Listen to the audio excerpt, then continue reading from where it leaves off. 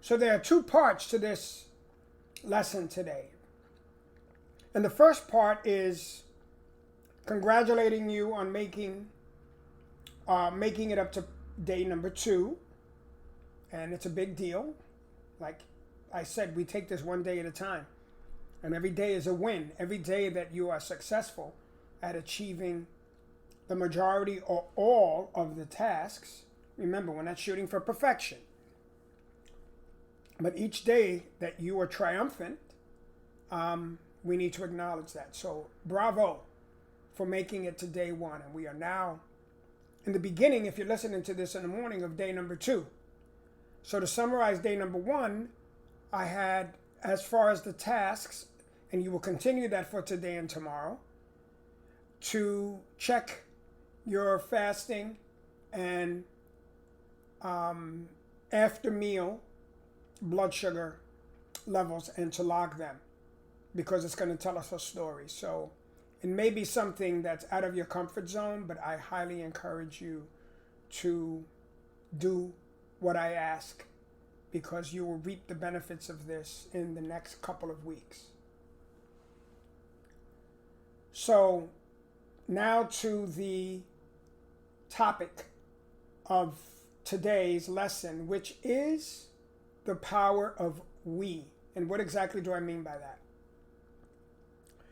If you're familiar with Weight Watchers, they've been around for years. And one of the big successes they had back in the day was the fact that people would meet in meetings. I guess this was pre-pandemic days, or maybe quite a few years ago. And that was the big benefit of Weight Watchers, is that you had this group support. You had this support of people, all with a common goal, trying to achieve the same thing, supporting each other. I don't know if it's the same now with the online program that they have. But as far as I know, Weight Watchers is still going strong. And I'm a big fan of that program. So if you look at the title of today's lesson, and what I've put in the image there is the power of we. And it's something I heard a couple of days ago on, I think it was either TikTok or one of the social media channels that I put videos on. And it resonated with me. The power of we. We are in this together.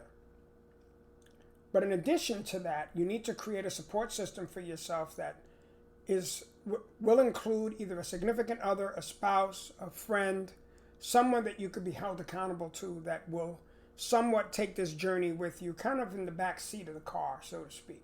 You're driving, they're in the back, and when you start getting lost or you go off into a direction that you shouldn't be going, they're in the back seat kind of nudging you, telling you, to get back on track, to put the navigation system back on and get back on track.